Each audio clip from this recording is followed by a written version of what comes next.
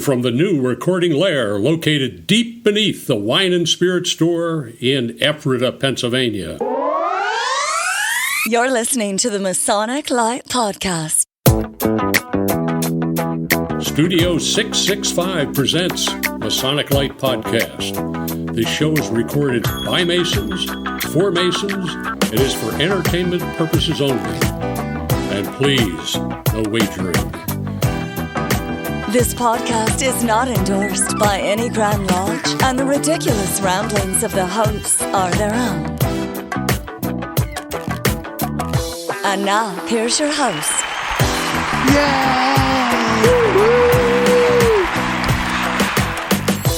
Hey there, it's Pete, and it's episode 144. 144? 144? Oh my God. And it's a very sad day for us today here at Masonic Light Podcast. Yes. Our brother Larry could not be here tonight. He is, I think he took a hockey puck to the mouth. Now, Larry's had some very bad dental issues the past month or so. I'm sure he'll be happy that we're talking about it on the air. No, it's not a HIPAA violation because he told us. Yeah. Okay. Yeah, so best of luck to you, Larry, on your gruel and your Slurpees and whatever else you're going to drink for the next month. We knew we were in trouble when he said he couldn't pronounce any word that had an R or a T in it. I thought it was an F. Was it F? Something like that. Oh, yeah, it was an F. It's mostly F's. F's and T's. So we're going to have a great show tonight. We have our special guest hailing from Colorado, Brother Zach Smith, who during the summer we sent up a hailing sign. Basically or saying, was it words of distress? I don't know. We basically we've been too fat and lazy to solicit guests. So if you think you have something interesting to talk about, contact us. And that is an ongoing plea for our... Absolutely. And we've gotten a couple of responses. Hey, we have always said that the whole shtick of this show is just Masons talking to other Masons who may have a cool job or a cool story or whatever. So... absolutely. If you're out there and you think you have a fun story, I mean, Zach sent an email to us, and I was like, oh, my God, we have to have this guy on the show. Right, and he's had us cracking up in the pregame. So, So, Zach, welcome. Thank you very much. I'm happy to be here. Great. So, if you've listened to us before, we just go around and we ramble about things that we've done that nobody really cares about. But we've been doing it for a couple of years. We're going to keep doing it. This is the part where when you're driving in the car, you reach the 30-second forward button. Hit it about 5 times. We're going to take a quick break. We'll be right back. Works every time. So I'll start since I seem to have done... well, no, Josh usually does the least. So I've been... for 2 months, I've been having my doctors doing the Spider-Man meme, pointing at each other of what's wrong with me. Making up all kinds of crazy diagnoses. And then my family doctor basically just says, they're all crazy. You've had pneumonia for 2 months and everybody just missed it. So I'm slowly on the mend now, thanks to 750 milligrams daily of navafloxacin, whatever that is. The only thing I've done Masonically, we had an executive board meeting for Tall Cedars, where we conned Larry into repeating his Grand Tall Cedar again next year. Oh, wow. Sucker. Wow. That's a statement of the... And our Tall Cedars, for a lot of years, the older members were satisfied with going to dinner with their friends and weren't bringing a lot of new guys in. And then about 12 years ago, Ubar Grotto started up and kind of got the younger, rowdier crowd. And just nobody was joining Cedars for good reasons or bad reasons, but... So here we are, 2022, and I'm like, we need to decide whether we're going to walk this horse behind the shed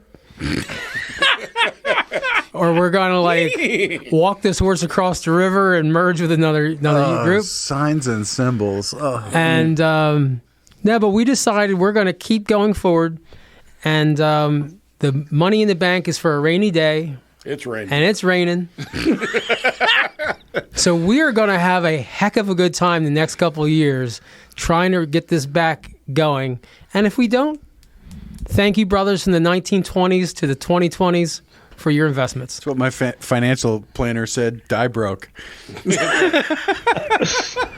Josh, what have you been doing for the good of Freemasonry, this podcast in particular? Just working on the podcast. Attaboy. Excuse me. And ditching lodge meeting for work. Oh, how's that D. Malay episode coming? I don't know. I've never gotten any of the files for it. Yes, you did. Oh, yeah, you did. Oh, yes, you did. Yes, you did. Yes, you did. Timmy, don't go try and bust him on that one. How about you tell us why right now? Zach, what have you been up to Masonically for the past couple weeks? Masonically, I have been going to my own lodge, which is Manitou Lodge number 68 in Colorado Springs. And I go to Scottish Rite, and I went to a shrine steak and cigar night, which was a lot of fun. Ooh. And we are just going to lodge, hanging out. Man, I didn't know they had manatees in Colorado. Did they swim around? Manitou. Oh, sorry. Yeah. And on a sad note, today I went to a funeral of one of my brother's sons, which was really awful. Oh. So this is going from a low to a high. I get to hang out with you guys, so I'm excited. Don't say it. Don't say it. So, Timmy, what have you been up to? Well, I mean, actually, September means Freemasonry is back on in Pennsylvania. Timmy has Post-it notes. Yeah, well, they kind of, sort of. They don't post. It's a flip book. It's a flip book. Recently participated in the Valley of Harrisburg Chicken Barbecue, which was fantastic. Nice. Actually, I have to give kudos to the Commander-in-Chief's motorcycle club who did the actual cooking of the chicken. Usually, my experience has been the chicken is very dry, and you're making whatever money you make on it. This was fantastic. Ended up doing a presentation at the Past Masters Club of Zimbo Shrine. Talked about the podcast. And to what, 9 people? No, actually, there were I think there were 19. That's good. So that wasn't bad. St. John's Royal Arch Chapter in Carlisle invited me to attend their meeting. I think it was because they had some open chairs they needed filled. But in any case. Know anybody? Yeah, right. Capital Area Scottish Rite Club. Eureka West Shore Lodge 302 had their stated and extra meetings. Damn. We conferred a couple of degrees, which was awesome. I was actually initiated as a social member into the Sojourners in Harrisburg, which is really cool. If you get a chance to go visit one of their meetings, you should. Some great guys. We heard Is that the military organization? Yeah. So, okay, when that started, it used to be for military officers. Right.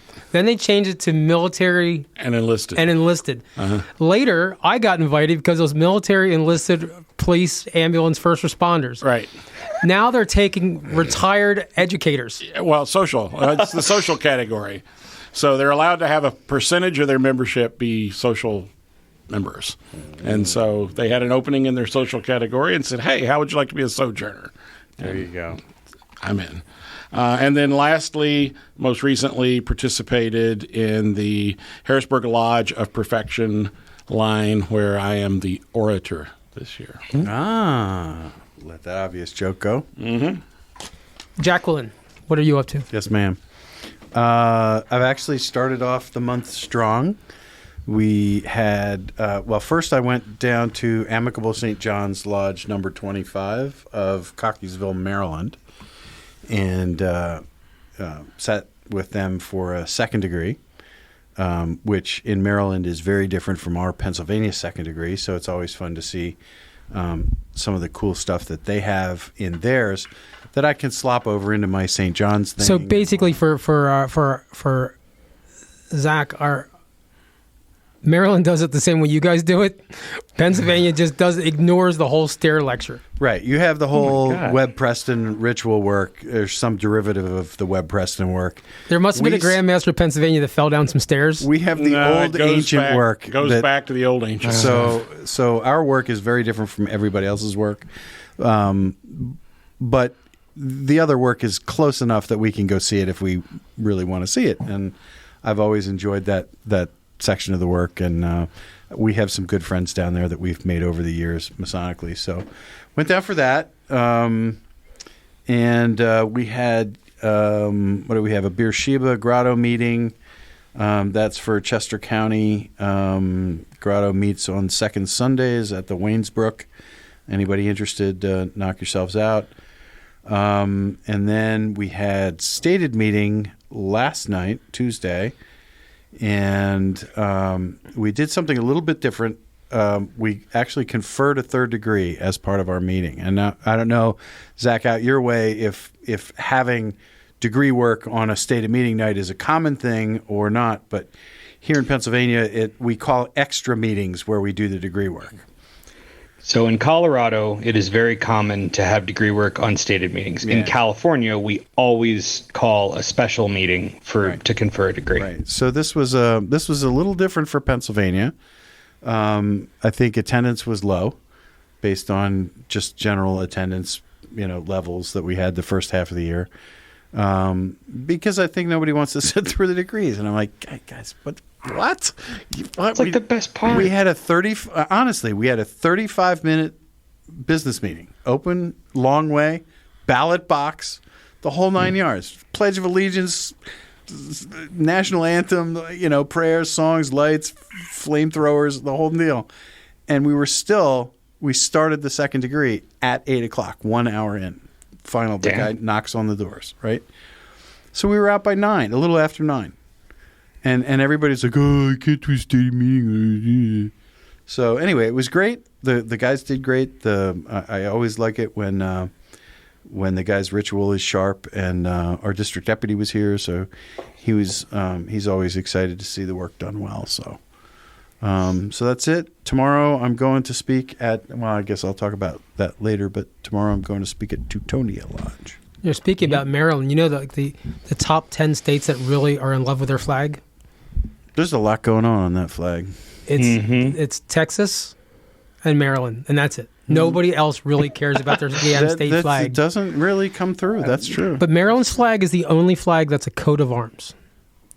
Yes. It is a proper heraldic flag. See, there we go. I got backup. Look at that. That guy Harold is here again.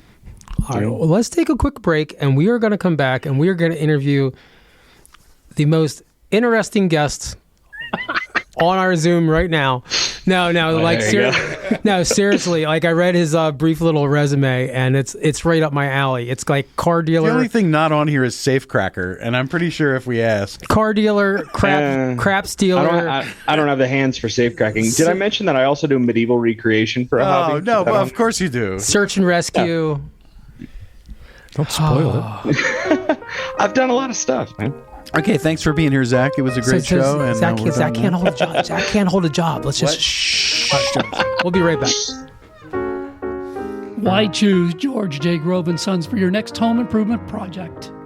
At George J. Grove & Sons, we've built our reputation on quality and trust for more than 50 years. From planning to materials to installation, George J. Grove promises a home improvement experience second to none. Whether your goal is reducing energy costs, decreasing maintenance, updating curb appeal, or simply increasing the value of your home, the George J. Grove team will recommend and provide solutions that stand the test of time. Call 717-393-0859 for an estimate or visit us at georgejgrove.com.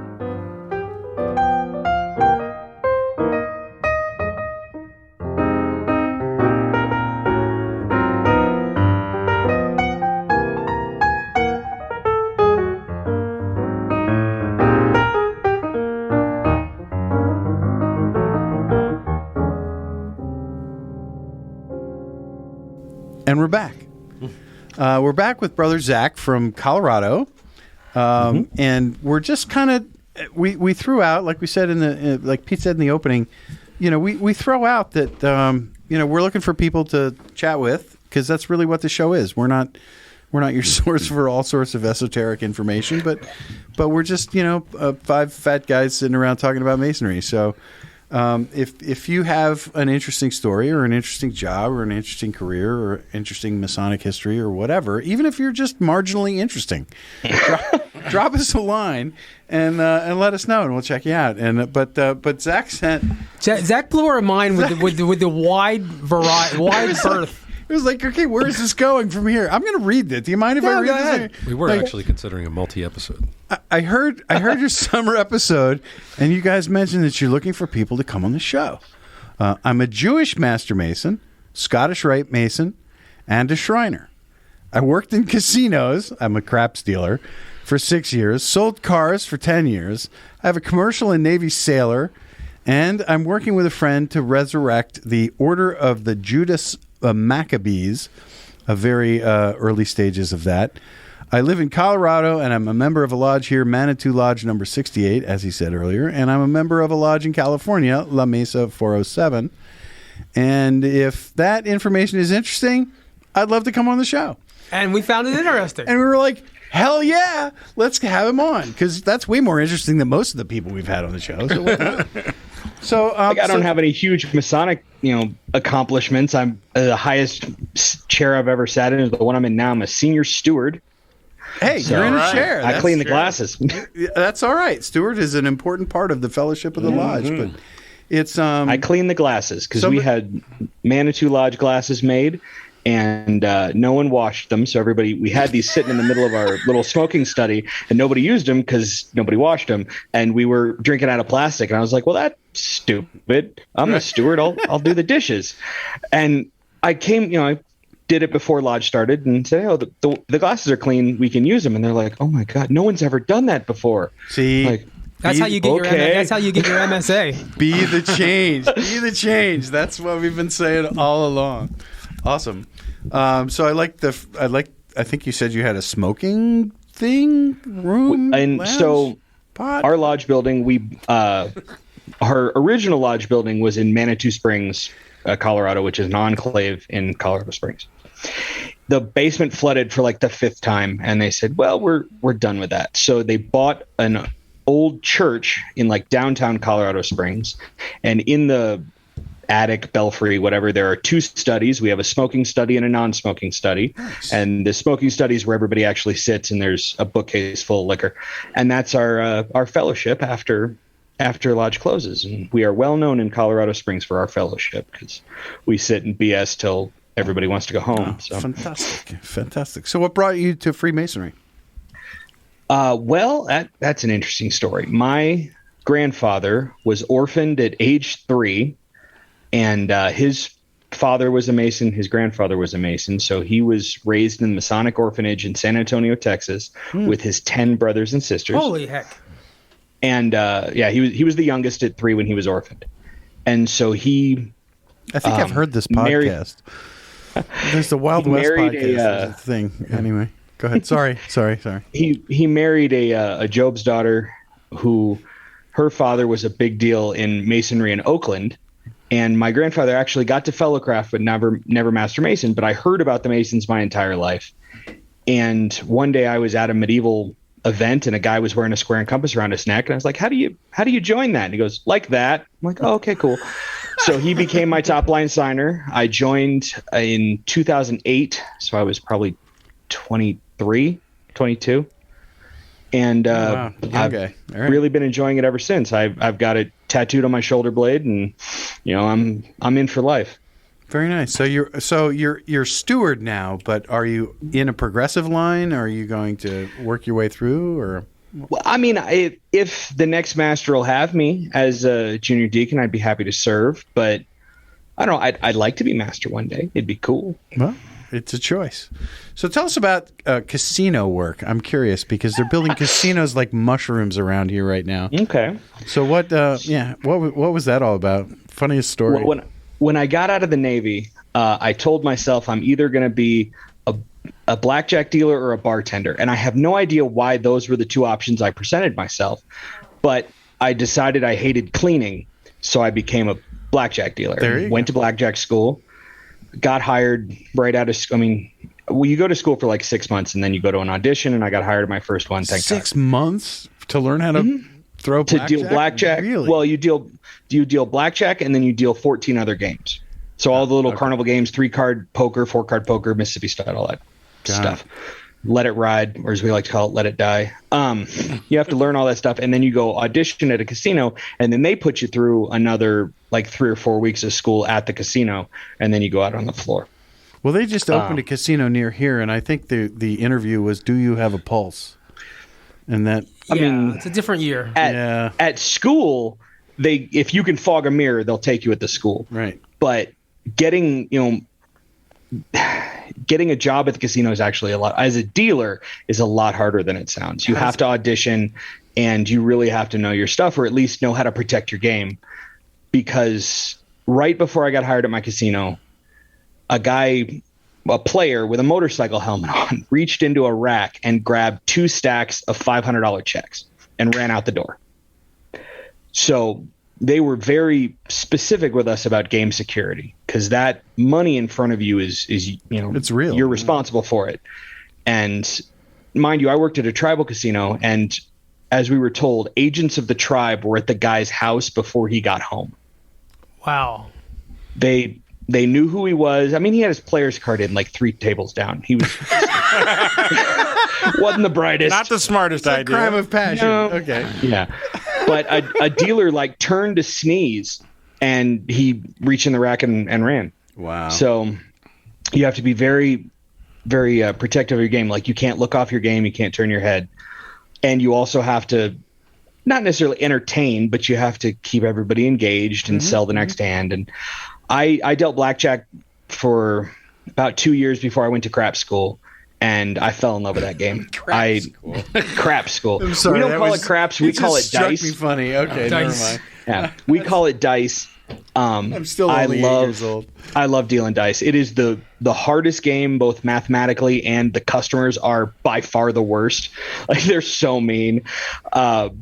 See, in this area, dice is what is like in the street. Yeah, in between 2 buildings, and if you win or lose, you're probably going to get stabbed. Yeah, and there's sharks and jets. It's terrible. You want to know how you can tell someone plays street dice is they snap when they throw the dice and then snap. That's street dice. Nice. And you'll see it every casino you ever go to. If you stand at the crap table, you'll see them snap, and you're like, oh, he learned street dice.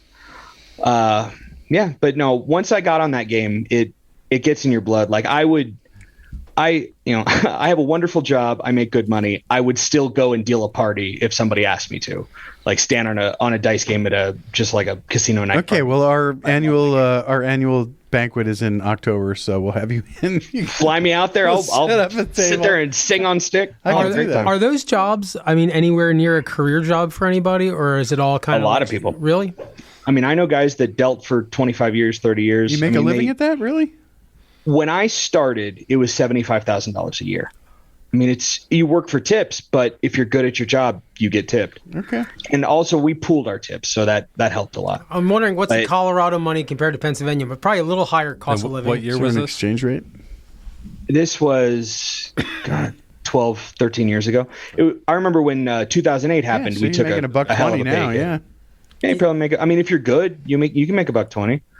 And you have never done. Why am I killing less. myself? God damn it! Well, let me tell you, you have never done less for that much money. Like, you're not digging ditches. You're standing on a game. Mon Frere. I'm a sales guy. And, I get it. Well, I'm a sales guy too. I understand. But like, it can be a really fun job if you enjoy it, and if you don't mind getting screamed at by people who hate you for stuff that's not your fault. I have a problem there. If you were like past the casino test by like 1 point, do you get assigned just to the big wheel? Oh no, that's if you piss off your pencil. So the way it works is you have a table rotation. So you'll have 3 tables that you go to, and then you have a break. So it'll be half an hour on each table, and then a half-hour break. So it's pretty great. But the person who assigns the table rotations, they call the pencil. I don't know why they call them that, but that's what they're called. And if you piss off your pencil, you're going to be seeing a lot of like Big Six Wheel or Let It Ride or Mississippi Stud or whatever horrible carnival game. You'll see a lot of that. Like, you have to. So as a gambler, stay away from the ones you just mentioned. Yeah. I mean, if you want free drinks, Let It Ride is fine because it takes forever for you to lose your money, which is why we all hate it. It stays open forever. And as a dealer, there is zero like emotional buy-in. There's zero, like, you don't have to think about anything. You're So as a good dealer, I never really thought about this, but as a good dealer, you're really sort of a conductor of the table, right? That's the idea. You're an entertainer. You want the customers to win. That is something that most people get wrong. Every dealer wants their table to win, unless it's like 3 a.m. and you want to close the table so you can go home. But because players don't tip when they lose. And we work for tips. And if they do, it's usually like you're at the $100 blackjack table and they try to put the $25 chip down. Oh, yeah. And you say no, so they throw it at you. No, it's if they lose, they throw $1 at your head and try real hard to hit you. We had casinos are their own universe. I remember watching someone I was standing on a dead table, so no one was playing, but they could if they wanted. And 2 slot banks over from where I was standing, somebody died on a machine. Like, honest to God, keeled over, dead on the machine. And do they still have their hand on the one next to it, being an asshole? Game. No, the person next to him reached over and started playing their credits. Oh, wow. Guy's like, oh, he's dead. He doesn't need that anymore. Cash him out. I'll take his money.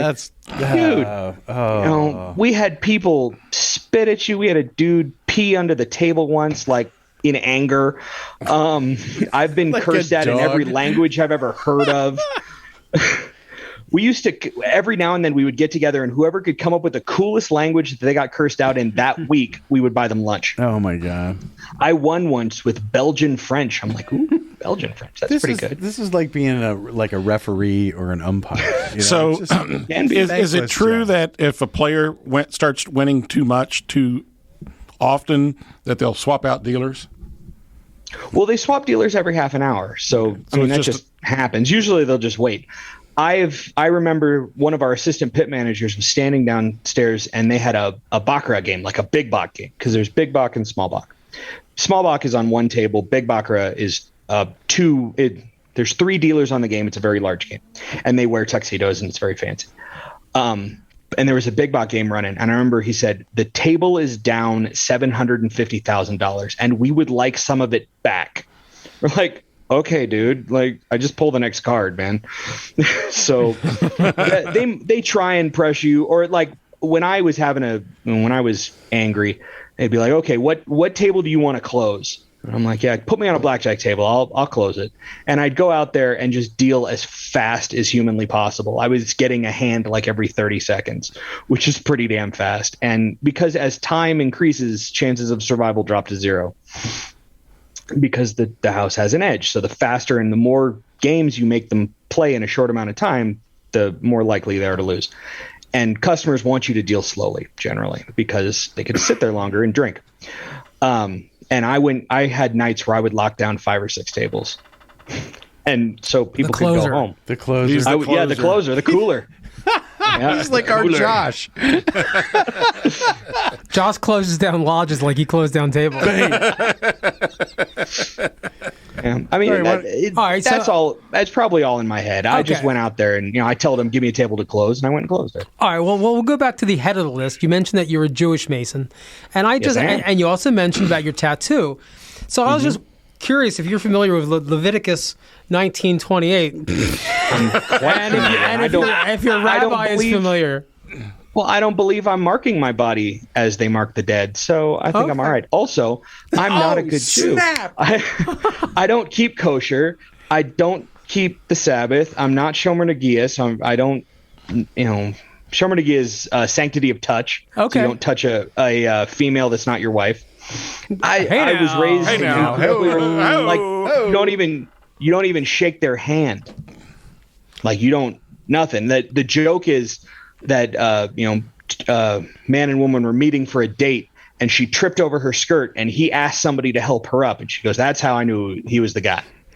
Because he wouldn't, reach to help me up, but he asked somebody to do it for him. So, we live out here in Amish country, and the lady that cuts my hair is in a town called Burdenhand, which is like Amish Central.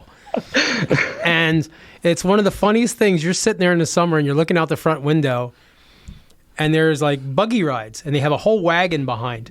And there'll be an Amish driver, and he's pulling one whole cartload of Hasidim from New York City, and then of men. And then there's a cartload of women in the cart With the behind. women, And I'm like pushing my hairdresser out of the way, trying to get a photo. Just because, I mean, it just seems like the very orthodox of the three major religions all keep very similar dress codes. Yeah. You know, with Funny how that works. dark hats, dark hair, and beards. And I'm like, nobody's going to believe this crap. No, yeah. So, like, and I wear a yarmulke every day. I am very proud to be Jewish. I'm just not terribly observant. You know, as I love telling people, if I went out and, you know, kicked puppies and sacrificed kittens to Satan, I wouldn't not be Jewish. I would just be a bad Jew. So I don't know much about Colorado. I'm not even sure it really exists, but I feel a similar way about Pennsylvania, so all right. But is there a big Jewish community in Colorado? In Denver, there's a very large Jewish community. Colorado Springs, on the other hand, is the center for evangelical Christianity on the planet. It has focus on the family. It has, like, there's a lot of it does. very charismatic, I mean, I'd say ultra-Orthodox Christians here, but they're not Orthodox. They're charismatic and evangelical, and that has made for some really weird conversations I've had with people. So, but if I go to Denver, I'll go to the Kollel and I'll say the midday prayer, and it's nice to be, you know, I'm standing there in like a seersucker suit and and whatever hat I happen to have in my car, and with a bunch of black hat guys, so I really stand out. But it's nice to be with other Jews. So how does this play out in your lodge? Are there a lot of Jewish folks in your lodge, or are you the only one? I'm pretty sure I'm the only one. They say there's another one. I haven't met him. Okay. So you should come to the place that I just talked about going to, Amicable St. John's in Cockeysville, Maryland. They're probably 80% Jewish. So there is that in the fraternity. Well, there used to be one in Harrisburg. Oh yeah. Well, I mean, there's a Facebook group called the Masonic Kippa that is just for Jewish Masons, and it's reasonably well attended. So do you find that, I mean, there's a lot of crossover, and I know we talk about how that in Freemasonry, it's the belief in a supreme being that we all coalesce around. But my experience is, at least most of my observation has been, it's very Christianity slanted. We have to remind folks, especially when they're praying and so on, that, you know, there are certain bodies that you call out to certain folks, but everything else is to the great architect of the universe. Do you find that same thing there? I've found, well, a bit. California was much more egalitarian. My California cipher is signed in Hebrew by one of the other Jewish brothers at my lodge when I was raised. So we had 5 or 6 Jewish brothers at my lodge. Colorado, I mean, we're in Colorado Springs. I don't expect there to be a whole bunch of Jews walking around. I want to go to Denver to some of those lodges to see if I can find like Jews there. But, you know, and I mean, when I first went to this lodge to visit in Manitou, you know, 10 years ago, a guy grabbed me and pulled me into the altar, and he's like, see, they had like the tiniest little Sefer Torah. It was this big. We still have it. It was right there. And they're like, see, we're cool. I'm like, all right, we're cool. All right, whatever. But it stays on our altar, and like they move it a little bit when they set the Bible. And I always thought that was nice. When I was raised, because in California, there's no specific page that the Bible has to be open to at each degree. So my top line signer said, hey, I'll make sure that it's always open to the Old Testament when you're doing your degrees. I'm like, oh, well, that's very kind. I didn't, you know, I don't try to walk into a group and like make them change the rules because I'm there. But, you know, when I joined, I was told, you know, 1978, that's the date that every Jewish Mason in California knows, because that's when they started accepting Jews. And I went to my grandmother and said, hey, I became a Mason. She looked at me and goes, they took you? I was like, well, thanks, Grandma. She goes, no, you don't understand. They don't take Jews. And I'm like, oh, well, since 1978, come on, they do. Grandma, it's not the country club. Come on. So I'm going to a lodge this Saturday, which is our TO lodge here, Enlightenment 198, lovely lodge. And all of their dinners after the education is at a country club. And I love making that same stupid joke every time, where I'll walk in with their secretary, who's a really cool black guy, and we'll walk in together and be like, if they're kicking us out, they're kicking us both out. Like, So you can't find any good Jewish food in Colorado Springs. I mean, my wife's a wonderful cook. I'm very, very fortunate. That is the correct answer. Yes, sir. Yes, sir. And Well my wife is a Protestant seminary student. I will point out. I love it. So we're different. You know, she's a beautiful redheaded Protestant seminary student, and I'm a fat Jewish guy. That's actually how I got my job selling cars, or my second job selling cars. I went to the general manager, and he asked me, what did you make last year? I was like, 25 grand. He goes, how do I know you're any good? And I pulled out a picture of my wife, and I said, that's my wife. She's beautiful. She's, seminary student. I'm a fat Jewish guy. I've obviously closed one deal. And he goes, well, shit, you're hired. And the next month, I was the number one salesman at the dealership. So for the next 8 months, until he got fired, not for this, for other stuff, he would ask salesmen who were, interviewing for a job for a picture of their wife. He's like, what does your wife look like? Nah, she's ugly. Get out. So, all right, we've covered cars. So what about the Navy and commercial sailors? Wait a minute. While we're still on the Jewish topic, okay. Why don't we talk about this order of the Judas Maccabeus? Okay. So many years ago, I believe it was 1921, there was a Jewish brother in York Rite who didn't want to become a Templar for obvious reasons, and was creating a 3-degree system called the Order of Judas Maccabeus.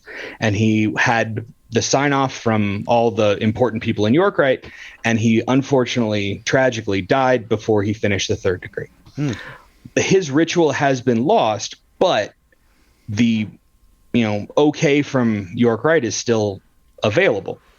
So a dear friend of mine, another Jewish guy in Colorado Springs, and I have been trying to put together a Jewish a Jewish body for York Rite. The first thing we're doing is changing the name, because Judas Maccabeus, like, do you want to be a Templar or the Order of Judas? No. So it's going to be Judah Maccabee, because that was his name. And we're going to theme it around the Maccabean revolts and defending the Jewish faith against those who would attack us. In the allegory that we're going to use, it would be the Seleucid Greeks. And to try and have a Jewish body, so if guys wanted to not become Templars. You didn't want to go after the Romans? Is that what you're saying? You just... Well, it's the story of Hanukkah, which it was the Seleucid Greeks. So, all right, so my Catholics it's a thing that happened. That's a thing, right? Yeah, come on, let us Catholics have a break. So we're my friend is writing the majority of the ritual, because he's a very accomplished ritualist, and I am a schlub who can kind of remember 2 lines if I try really hard.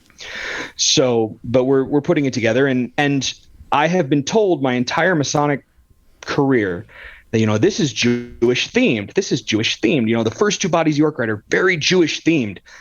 And so I've sat back and said, let's not make it Jewish themed. Let's make it Jewish. Like, you have to wash your hands in part of the ritual. Like, let's say the prayer for washing your hands. We have one. Jews have a prayer for everything. Mm-hmm. And so I was like, let's use the actual prayers and tell people that if they're going to join, you don't have to be Jewish if you want to join, but you're going to be saying Jewish prayers. You're going to be, saying that you're going to protect the Jewish faith. And if you can't do that, go be a Templar, go do something else. So, I mean, that's the idea we have now, and, who the hell knows how it's going to work out. But it would, I have been told that York Rite is really cool, and I don't want to do 2/3 of something. And if you guys tell me that they're each individual bodies and everything's cool, I've heard it. I don't want to go, 2/3 of the way and not go to the end. So we're making a body that can be the end for guys like me. Well, that's awesome. I think it's great. Yeah, absolutely. Well, let's take a quick break. We'll come back. We'll finish up with your sailing career, and then we've got an important news article from Walter. Breaking news. Yeah, some breaking news. Breaking news from the United Kingdom. And we'll take a quick break. We'll be right back.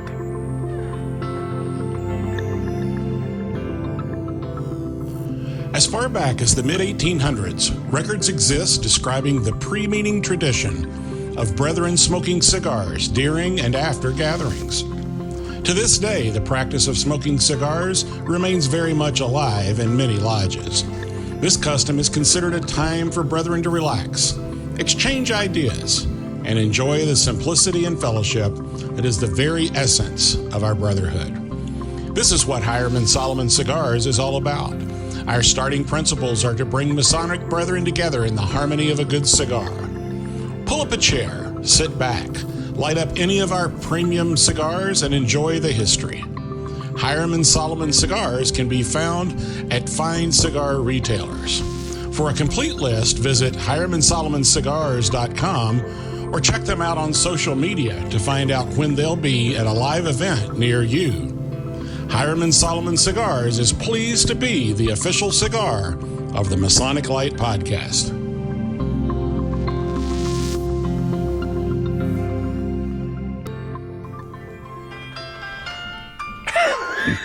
And we're back. We are back with Zach Smith, who is from Colorado. And Pete provided that little musical interlude for us there, a little segue. Kind of a teaser for where we're headed next. Zach, I understand you have a background in sailing. Why don't you talk to us about that? in sailing of sorts. Now, just to clarify, I'm from California. I live in Colorado. People both from California and Colorado would be upset if I said I lived here or I'm from here. No, I was a commercial sailor and a Navy sailor. When I was waiting to leave for the Navy, I started working on fishing boats, like not commercial fishing. Like if you ever go deep sea fishing, I was the deckhand. And but not like the deadliest catch or anything like that. Say again? Not like the deadliest catch. Like a No. day boat. I was like, if you pay money to go fishing in the ocean, I worked on those boats. Oh, okay. I was deckhand, and then I later in the season became galley master, which was a better job. But deckhand was the worst job I've ever had in my life, period. It's 20-hour shifts, and you're on the boat for like 4 or 5 days at a time, and you get paid $75 a day plus tips. And they work you absolutely to death. It was so awful. But I wanted a job that I could walk away from at any moment because I was waiting to leave for boot camp, and they said, okay, you're going to leave in 7 months, or we can call you and you have to leave in 24 hours. I'm like, oh, okay, cool. So I buddy of mine was a deckhand, and he told me it was awesome, and he was wrong. Like you get 4 hours of sleep a night, and you get $75 a day plus tips. Oof. And I mean, tips were like $100 to $200 a day, but it's still a 20-hour shift, and they're working you to, I mean, they work you to the bone. But what if you? We fish for albacore mainly. The view doesn't change. And no, it's all water. And we did overnight, so we would load our customers at like 8 at night, motor all night, get up at 4 in the morning, and fish until about 2 or 3, or 1 or 2, and then we would motor back to drop them off and get a new group of customers. Hi ho and away you go. So it was. What did the customers do from 8 till 4? Drink and sleep. fish.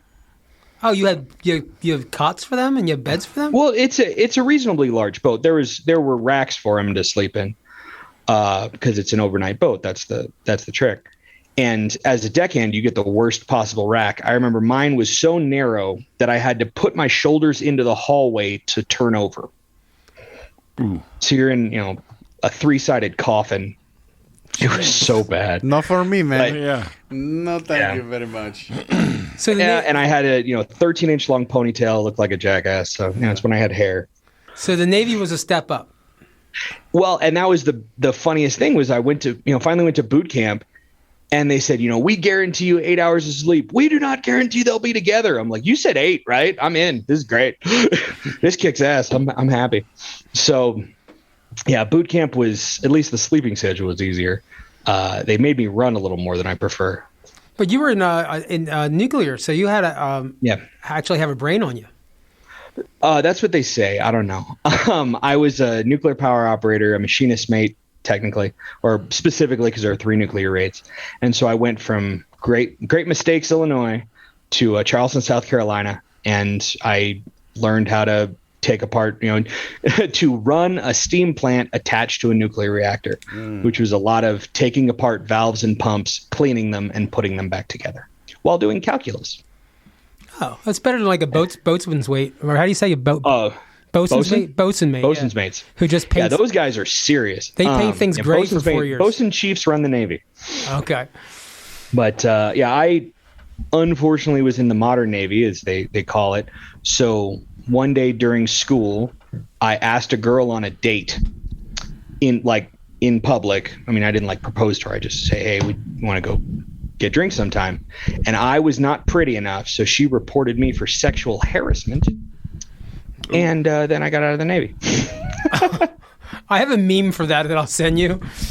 That's very unfortunate. If I was prettier, I might, be a senior chief somewhere. But no, but I really the Navy squared me away a lot. I was a huge screw up before that, so I took away a lot, and it allowed me to work my ass off and give me a good work ethic and good values.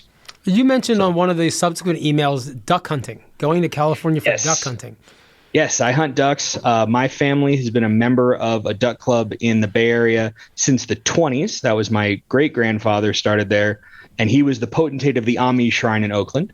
So I've been going there with my dad since I was 12. When he passed away 2 years ago, my brother, thankfully, maintained the membership. So I get to go and hunt ducks at a beautiful club it's all levied in 1,500 acres with restaurant quality meals, and it will ruin you on duck hunting for the rest of your life because nothing will ever be that nice. And what kind of ducks do you hate the most? Hate the most? What kind of ducks do you The hunt? ones that when you shoot them, they fly for a while and then die? The ones that 'Cause limp. it's a long walk, man. Limping ducks. I hate that. Yeah. All Well, right. they're delicious. I was just going to do like a Norm MacDonald. So, it snows in Colorado. Yeah, that I'm not a fan of that. I'm still a California boy, so I joke with my wife that when the cold white stuff comes out of the sky, you're out of the presence of God because it didn't snow in the Bible. So, yeah, That she doesn't we think it's know funny. I think of. it's hilarious. All righty. Well, we're gonna we have some breaking news coming up from our correspondent Brother Walter.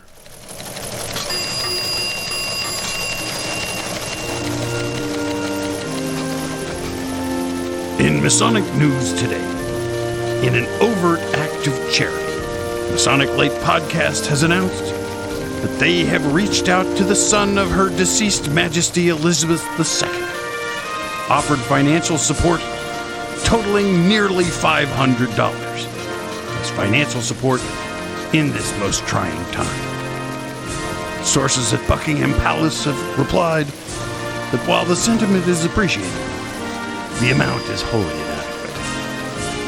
That's the Masonic news.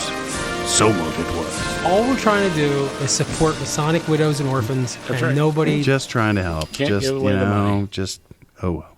It's kind of like that degree during COVID. We couldn't give the money away.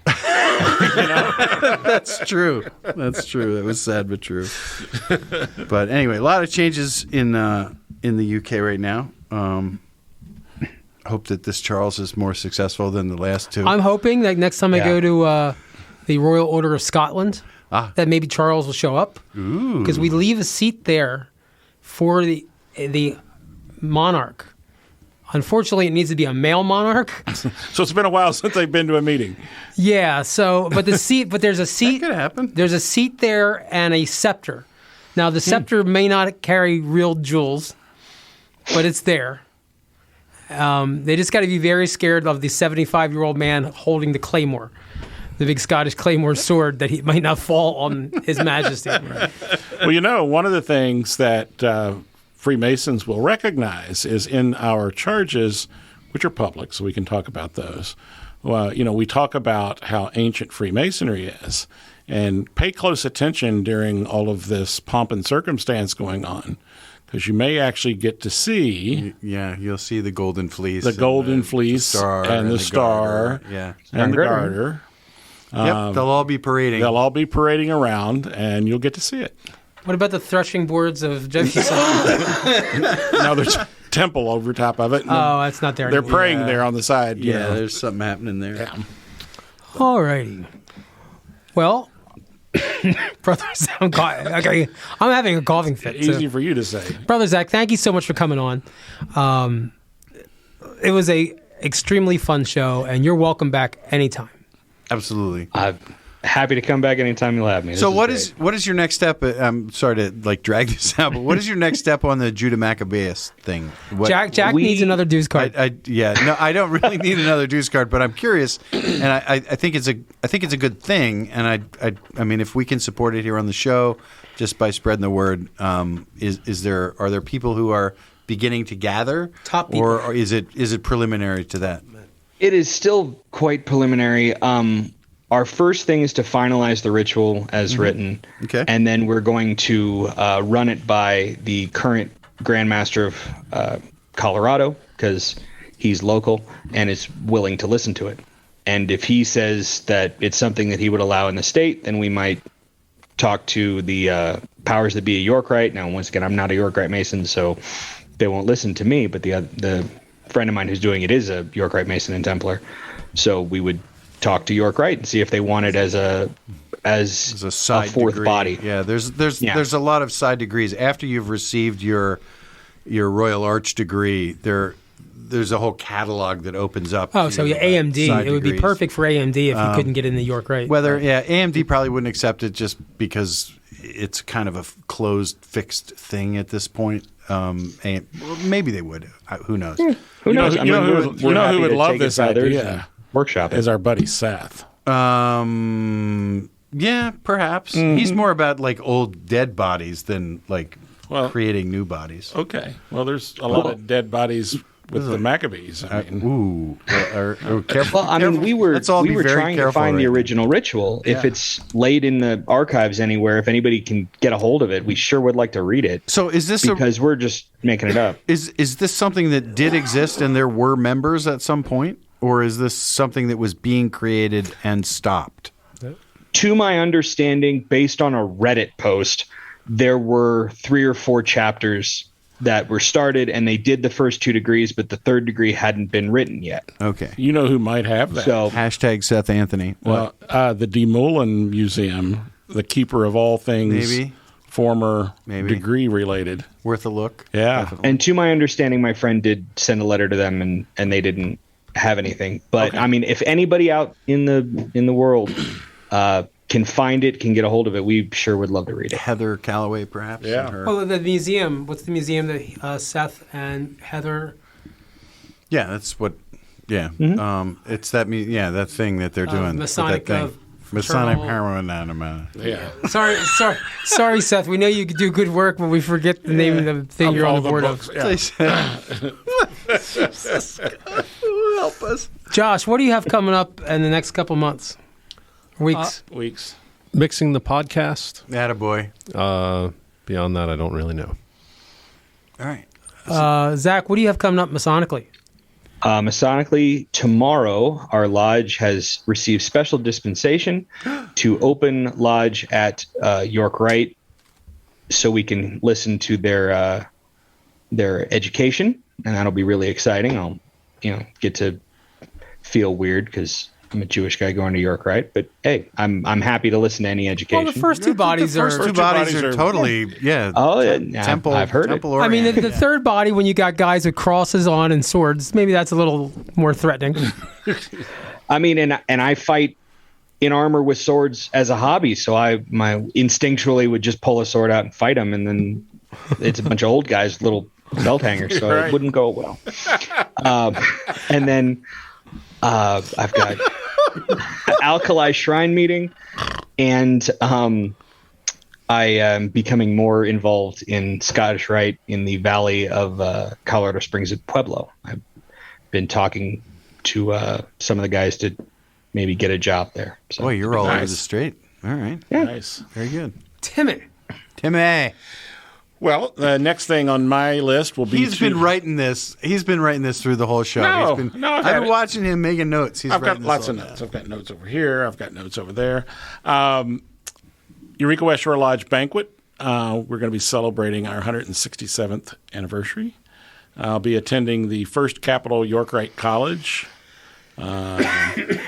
Harrisburg Council number 7. Have a meeting coming up next week in that. The District 3 Lowvale on the 21st. And then I'll leave you to fill in this blank, but I'll be attending the Indian Degree on the 24th. Cool. And then Lucia Securitas AMD Council and Ubar Grotto coming up before we record next. Nice. A busy schedule. Me? Okay. For me, I had coming up tomorrow, as I said earlier, I'm speaking, doing my Holy Saints John talk at Teutonia Lodge in Reading. That's the German-speaking lodge in Reading, Pennsylvania. And then I will not be doing the talk in German, just in case anybody's curious. But by the time you hear this, it will have already happened, so it's moot. And then on October the 24th, that's a Saturday here in Lancaster County, PA. We're having a degree at Indian Echo Caverns. And we've invited the Oklahoma Indian degree team to come to our place. We're putting up a huge tent, big tabernacle kind of thing. We have sold to date 375 tickets, and we have more still available. I think 450 is the cutoff, and we're hoping to get there. There's you've seen it, Pete. I saw the degree in Delaware, and they're amazing. They're great guys, and there's a couple times where they have a pretty funny sense of humor. There's a couple times in the degree where they kind of make a joke about getting back at the white man, and it's kind of funny, and it's really appropriate. And so they should. But that's coming up on Saturday the 24th, so if you're listening to this 3 or 4 years from now, it really won't matter. But that's what we've got going on. What about you, Pete? I have some breaking news. So on October 3rd, I will be taking a part-time job helping out at the Valley of Reading as the Assistant Secretary of the Valley. And at the Valley of Reading? The Valley of Reading, yeah. So wow. Besides, part-time and paying a little bit more than my part-time job does at 911, and obviously better hours and probably fewer deaths. I wouldn't be so sure about that. That's an over-under kind of question right there. But it finally gives me a very valid excuse to surrender all of my other leadership positions in Freemasonry. Because, as the assistant secretary, they really want me to attend. I mean, obviously, the secretary has the most responsibility. Mm-hmm. But if they're not available, they want me to attend county club meetings. It could be 6 nights a month of just doing Scottish Rite stuff. Mm-hmm. And if I have a conflict, especially since they're paying me, my expectation is if there's a conflict, Scottish Rite's going to win. So, I'm going to be resigning, at least at the end of the year, all of my other appointed positions. And just don't schedule anything on the 2nd and 4th Wednesdays. I will not. All righty. I do have not really a public service announcement, but you talked about Scottish Rite. So the Big Valley of Harrisburg on October the 16th is having a walkathon to support the Children's Dyslexia Center there. And we are also having 2 raffles that are going on that if, as listeners, you're interested in participating, you can contact the podcast and we'll get you this. We're going to be raffling off a second Dudley No. 2 pocket watch to support. I believe that's going toward the library. Yes, the library at the Valley of Harrisburg. And then there's a gun raffle that's going that they're having, and I did check, and there's a way in which the person who is supplying the guns can transfer those to a state outside of Pennsylvania. So if you're interested in, I'll put a flyer up on our Facebook page. Does anybody believe raffle tickets actually get turned in? Yes, these do. Okay, that's one of my Masonic conspiracy theories is that I've been buying raffle tickets for 30 years. Never won anything, huh? I've won some Tall Cedars chapter, like a $15 check on some lotto. All right. Daily number thing. All right. Anyway, that's coming up. So. All righty, Jack, take us out of here. I guess I'll... What? Where's Larry? Yeah, where's Larry? I'd like to thank everybody for coming in. Special thanks to our guest, Michelle Steiner. Cue the chickens. Hang on. Before we go, seriously, I have to ask because this has been running around my head all this time. So, Zach, you got in touch with us because we said, please get in touch with us. Why did you listen to the show in the first place? How did you find us? I found it on Apple Podcasts. Just searching for Masonic podcast? Yeah, just Masonic stuff. And, if you listen to this, you might like. And I listen to 4 or 5 Masonic podcasts because I take my dogs for a walk. And it's nice to listen to Masonic stuff and feel connected to the He was in community, Bulgaria and he was searching for top comedy podcasts. That's right. And somehow we showed up. That's right. We rate highly in the Ukraine right now. Yeah. Yeah. All right. So now let's go home. All right, where's our Cue chicken? the chickens. All right, cue the chickens. All right, on behalf of Larry Merris, who's having his mouth reconstructed so we don't have to listen to him. Special thanks to Effort Lodge, number 665, for allowing us to store our underutilized equipment in their basement. And thanks for providing us some black mold. We appreciate that. The black mold from the overflowed sewage system. That's a good thing. And our special contributors. Thanks to all of our Patreons. Yes. Our patrons on Patreon. Please, feel free to send us money. Contribute to this mess. And I don't know. What else does he talk about? He tells Michelle Snyder. Dutchy Doug. Adam Schifrin. Terrible joke. Terrible joke. Yeah. And pun and pun and pun and... Car talk. Car talk. You're going to tell us a story at the end? No, I was finished. Okay. I said and see. All right. See. So, Goodbye, everybody. Bye, everybody. Bye. Bye.